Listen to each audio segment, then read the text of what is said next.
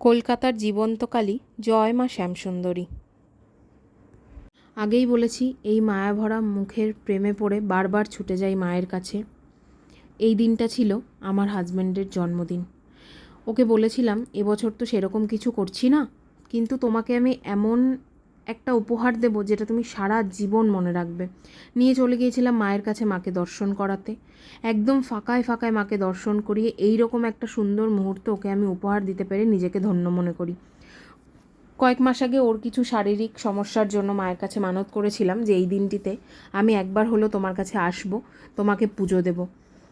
যেমন কথা তেমন কাজ, গেলাম, মাকে পুজো দিলাম। কিছু মনের ইচ্ছে ছিল সেগুলো মাকে দিয়ে এলাম। যখন আমরা গেছিলাম তখন ফাঁকা ছিল, মন ভরে যতক্ষণ ইচ্ছা দাঁড়িয়ে দর্শন করতে পেরেছি, মায়ের আশীর্বাদ পেয়েছি।